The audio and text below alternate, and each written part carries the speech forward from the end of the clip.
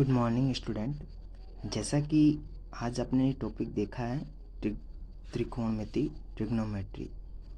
इस टॉपिक में कुछ ऐसी चीज़ें हैं जो कभी आपने पढ़ी नहीं होगी, या इसको कह सकते हैं जीरो से स्टार्ट की गई है।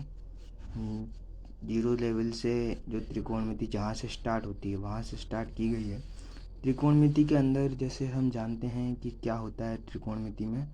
त्रिकोणमिति में एक ऐसी चीज़ होती है कि जैसे कहीं सड़क पे जा रहे हैं, कोई ऊंची मीनार है जिससे उसको देखने में कितनी ऊंचाई की है, अब उसको किसी मापन यंत्र से तो अपन नाप नहीं सकते कि भाई कितनी लंबी है या कितनी कितनी दूरी पे है अपन जहाँ खड़े हैं वहाँ से। तो इसके लिए त्रिकोणमिति ने एक अच्छा उदाहरण दिया है, त्रिकोणमिति को समझाया गया है। तो इसको समझाने के लिए हम स्टार्ट करते हैं त्रिकोणमिति से। जैसा कि आपको इसमें दिख रहा होगा कि आज हम ट्रिग्नोमेट्री की क्लास स्टार्ट करेंगे। तो त्रिकोणमिति नापने के लिए दूरियां होती है कि दूरियां स्टार्ट होती है, जैसे कोई मीनार है उससे अपनी दूरी कितनी है और वो मीनार कितनी ऊंची है। उनके मध्य जो रेशो होते हैं, जो अनुपात होते हैं, कितने एंगल का कोण बन रहा है, अपनी आँख से उस मीनार को देखने में कितने कितने डिग्री का कोण बन रहा है, एंगल बन रहा है, वो ध्यान करने के लिए हम त्रिकोणमिति की सहायता लेते हैं। त्रिकोणमिति में पूरी बेस्ड केवल एक समकोण त्रिभुज पे बेस है त्रिकोणमिति। आगे आगे जैसे हायर स्टडी में जाते जाओगे त्रिकोणमिति और अच्छे से वेरीफाई होती जाएगी, आगे से आगे बढ़ती जाएगी। यह बहुत अच्छी क्लासों तक जाती है। आई मीन एमएससी लेवल तक, एमएससी पीएचडी, लोग पीएचडी भी करते हैं इन चीज़ों में, वहाँ तक जाती है। त्रिकोणमिति में त्रिभुज की भुजाओं यानी त्रिभुज की जो साइड होती, 3 साइड होती है त्रिभुज की, जैसे ए बी, बी सी, ए सी, 3 चीज़ें हैं। एक को बेस कहते हैं, एक को परपेंडिकुलर, एक को हाइपोटेन्यूस यानी आधार, लंब और कर्ण। वैसे ही एक समकोण त्रिभुज की भुजाओं की, इनकी जो भुजाएं होती है इनके मध्य जो रेशो निकालते हैं, जैसे A B upon B C या ए सी अपॉन बी सी, जो भी है सापेक्ष, इनको अध्ययन करते हैं, इनको त्रिकोणमिति रेशो कहते हैं। अब 2 डायग्राम दिख रहे होंगे आपको, एक त्रिभुज दिख रहा होगा और एक 2 नंबर वाला त्रिभुज दिख रहा होगा। जो पहले वाला त्रिभुज है, ध्यान से सुनना, ये बेसिक बहुत कम जगह पढ़ाया जाता है। मैं बेसिक 0 टू हीरो की स्टार्टिंग क्लास है, तो देखना। जैसे कोण ए है, कोण ए के सम्मुख यानी कोण ए, जहाँ कोण एंगल ए बना हुआ है उसके सामने कौन सी साइड दिख रही है तुमको? कोण ए के जस्ट सामने कौन सी साइड? BC दिख रही है ना। तो BC क्या हो गई? कोण ए की सम्मुख भुजा। और जो कोण ए और 90 डिग्री, जो ये बी कोण बी है ना, ये 90 डिग्री का, दोनों एक ही लेवल पे यानी एक ही बेस पे है, तो इसको कोण की संलग्न भुजा कहते हैं। संलग्न यानी जहाँ कोण इससे लगा हुआ है, इसको बेस बोलते हैं। पहले डायग्राम की बात कर रहा हूँ मैं, दूसरे पर नहीं आया हूँ। तो पहले डायग्राम में कोण ए, जो ए बी है ये बेस है, और जो बी सी है वो परपेंडिकुलर यानी लंब है। और जो त्रिभुज की तीनों भुजाओं, समकोण त्रिभुज की तीनों भुजाओं में जो सबसे लंबी वाली भुजा होती है, जिसका मान सबसे ज़्यादा होता है, सेंटीमीटर में, मीटर में, जो भी लो, ए सी, उसको अपन कर्ण बोलते हैं, हाइपोटेन्यूस। तो त्रिभुज ए में जैसे एंगल इसमें ए है, ये ए के आधार पर तीनों साइड को बताया है, ठीक है। अगले वाले डायग्राम में कोण सी, जो सी ऊपर आ गया, उसके बारे में बताया गया है। जो कोण सी है ना, उसके बारे में बताया गया। जो कोण सी है, अब वो सी के सामने वाली भुजा यानी सी के सम्मुख भुजा, कोण सी की सम्मुख भुजा यानी उसके सामने वाली भुजा, उसके सामने वाली भुजा कौन है? A B. दिख रहा है आपको अच्छे से? और कोण सी और कोण बी एक ही लाइन में यानी बी और सी, तो बी सी क्या हो गई? बेस, आधार हो गया। ऐसे ही देखो चित्र 1 में भुजा ए बी बराबर, भुजा जो ए बी है वो क्या कहलाएगी? साइड ए बी क्या कहलाएगी? साइड ए बी क्या कहलाएगी? बेस, फर्स्ट वाले त्रिभुज का बेस कहलाएगा। और बी सी क्या कहलाएगी? लंब, परपेंडिकुलर। ऐसे डायग्राम 2 में क्या है? भुजा ए बी है, भुजा ए बी क्या कहलाएगी? लंब। एंड भुजा बी सी क्या कहलाएगी? आधार। इन्हीं पे ही ट्रिग्नोमेट्रिकल रेशो बेस है। अब जैसे ना बहुत, ये तो केवल बेस है, स्टार्टिंग बेस है। आगे जैसे जैसे बढ़ते जाते हैं, जैसे ट्रिग्नोमेट्रिकल अब आते हैं, रेशो आते हैं। तो ट्रिग्नोमेट्रिकल रेशो के लिए क्या करना पड़ता है? जैसे ट्रिग्नोमेट्रिकल रेशो कितने होते हैं, 6 प्रकार के होते हैं। अपन यहाँ से स्टार्ट करेंगे। ट्रिग्नोमेट्रिकल रेशो 6 प्रकार के होते हैं, जैसे साइन ए, कोस ए, टेन ए। ठीक है, ये ऐसे लाइन वार याद करने हैं, जैसे साइन ए, कोस ए, टेन ए, कोसेक, सेक, कोट। ठीक है, अब कोण ए, साइन SIN को पहले SINE लिखते थे, ई का मॉडिफाइड रूप है साइन ए। आप इसे सोच रहे होंगे भाई साइन ए तो साइन इंटू ए, ऐसा कभी नहीं होता। जैसे इधर देखो राइट साइड में कि साइन ए बराबर कोण ए के प्रयोग में साइन ए। साइन ए को कभी साइन इंटू ए कभी नहीं लिखते, गुणनफल प्रोडक्ट में नहीं होता। यह बताता है कि जो कोण ए है उसका साइन क्या होता है, लंब बटा कर्ण, यानी परपेंडिकुलर अपॉन हाइपोटेनस। साइन ए बराबर परपेंडिकुलर अपॉन हाइपोटेनस। इसको याद करने की एक ट्रिक भी है, जैसे LAL अपॉन KKA, यानी लाल कक्का। ये बेसिक ट्रिक है, वैसे सभी बताते हैं ये चीज़ें, लेकिन ये चीज़ कभी कोई बहुत कम बताते तो होंगे, लेकिन कम बताते होंगे। साइन ए है, जैसे साइन इंटू ए, ये कभी नहीं होता। साइन ए एंगल बताता है, कोण ए, भाई ए एंगल पे बना हुआ है या सी एंगल पे बना हुआ, और देखा त्रिभुज में सी एंगल पे भी था, यानी साइन सी हो गया वो। ऐसा साइन ए लंब बटा कर्ण, यानी हाइपोटेनस अपॉन नहीं सॉरी परपेंडिकुलर अपॉन हाइपोटेनस। कोस ए कोसाइन लिखते हैं, टेन को टेंजेंट लिखते हैं, कोसेक को कोसेंट लिखते हैं, सेकेंड लिखते हैं, को टेंजेंट लिखते हैं। ऐसा इनको लिखा जाता है, लेकिन इसको सही मॉडिफाइड रूप साइन ए, कोस ए, टेन ए, कोसेक, सेक, कोट।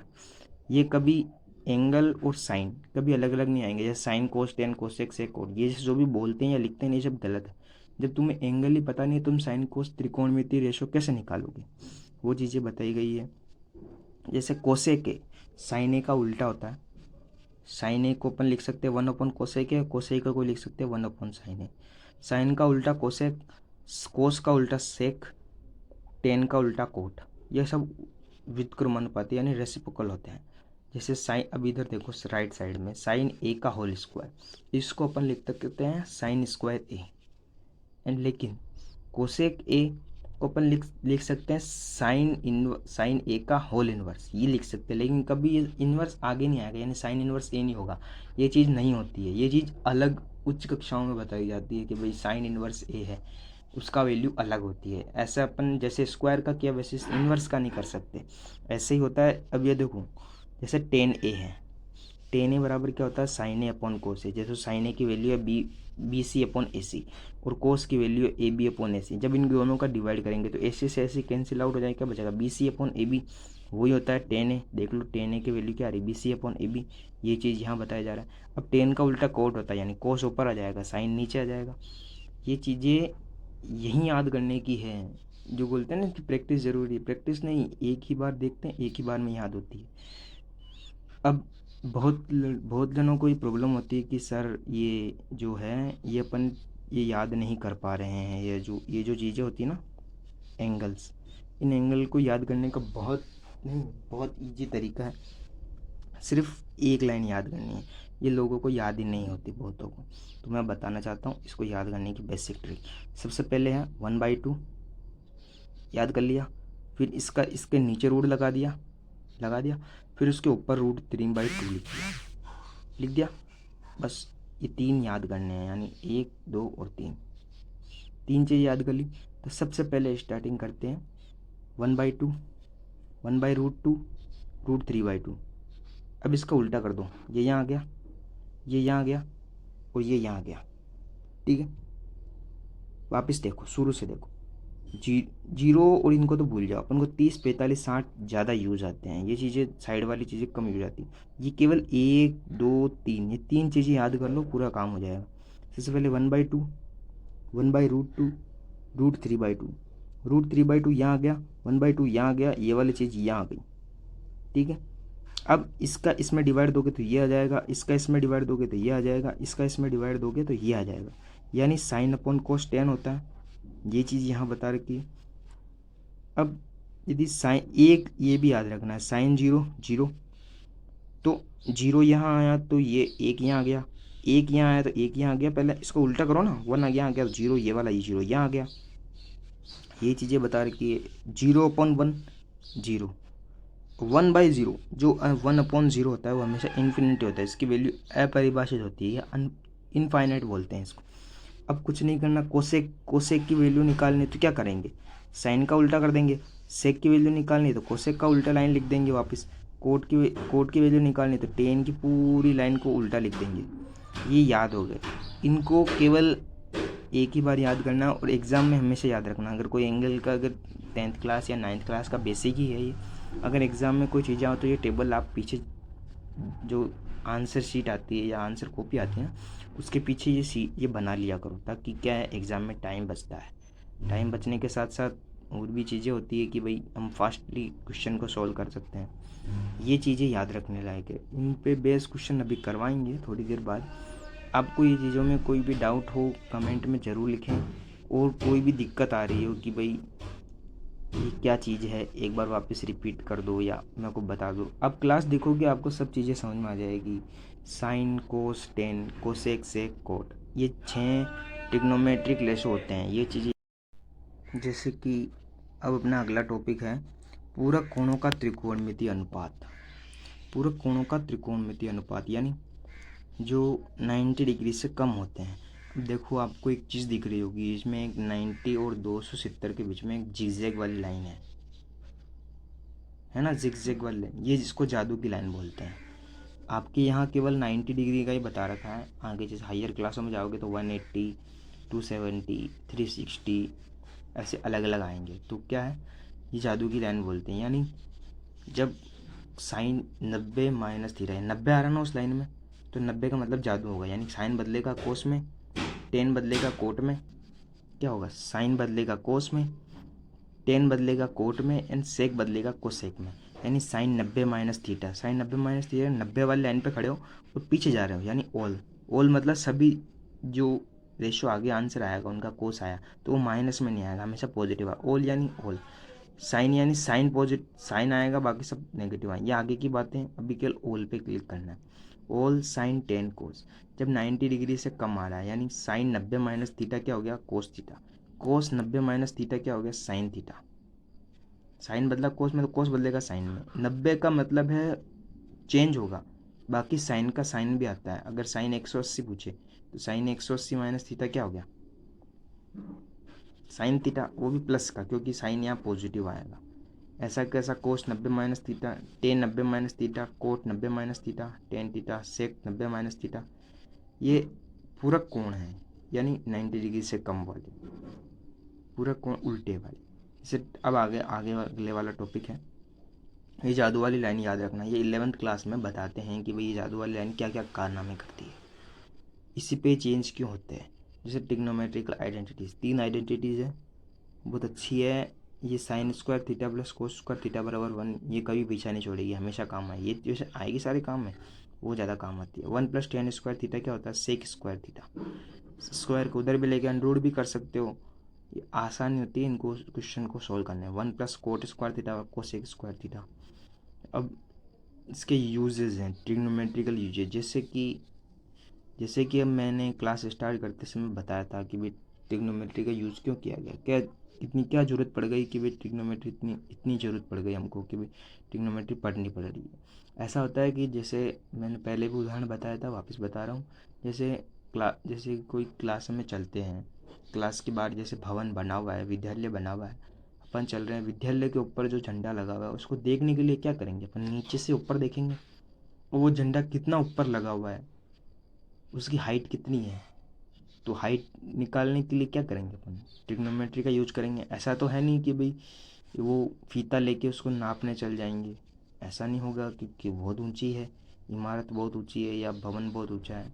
और एक होता है अपन नीचे खड़े हैं तो नीचे अपनी आँख से जो दृष्टि लाइन ऑफ साइट, जो आँख से जो कौन बन रहा है उस झंडे को देखने के लिए, वो वाली जो लाइन बनती है उसके और अपने आँख के बीच में क्या बनती है, एसी। एसी लिखा हूँ, लाइन ऑफ साइट। और जहाँ अपन खड़े हैं उसके क्षैतिज रेखा में, मतलब सीधी रेखा में नीचे की तरफ जहाँ ग्राउंड फ्लोर है वहाँ पर जो लाइन, उसके और अपनी आँख के बीच में जो एंगल बनता है उसको बोलते हैं एंगल ऑफ इवेल्युएशन। अपन क्या कर रहे हैं, ऊपर की तरफ देख रहे हैं, यानी उन्नयन कौन बन रहा है, एंगल ऑफ इवेल्युएशन, कौन, BAC। इन कोण ए बी सी क्या होता है, अवनमन कोण होता है। यानी अगर अपन झंडे की जगह खड़े हैं और अपन नीचे खड़े सभी बच्चों, जो बच्चे खड़े नीचे उनको देख रहे हैं, तो ऊपर से क्या कर रहे हैं, नीचे की तरफ देख रहे हैं। नीचे कोई वस्तु, पत्थर, कुछ भी पड़ा है तो ऊपर से अपन नीचे की तरफ देख रहे हैं, तो क्या आंखें नीचे झुक रही है ना। तो झुक रही है मतलब झुकना, अवनमन कोण, नीचे का कोण बन रहा है, यानी एंगल ऑफ डिप्रेशन, डिप्रेशन यानी कोण बी ए बी सी जो एंगल बन रहा है अपनी आंख से ही बनेगा। जो भी कोण बनेगा ट्रिग्नोमेट्रिकल यूजेज में, जो अवनमन और उन्नयन दो कोण हैं अपनी आंख से ही बनेंगे। ये चीज़ें होती हैं।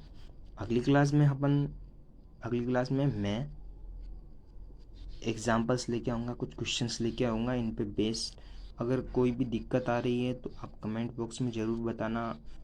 ट्रिग्नोमेट्री को हार्ड कभी मत समझना, सबसे इजी सब्जेक्ट जो होता है वो ट्रिग्नोमेट्री होता है। एक बार समझना होता है इसको बस, अगर तुम्हारे दिमाग में बैठ गया तो अच्छे से हो जाएगा, वरना टाइम लगता है फिर इसको। अगर ये नहीं बैठता तो फिर टाइम लगता है। जैसे बहुत इजी है, एक एक बार देखोगे। एंगल में या रेशो में कोई दिक्कत आ रही है तो मेरे को बताएं ज़रूर।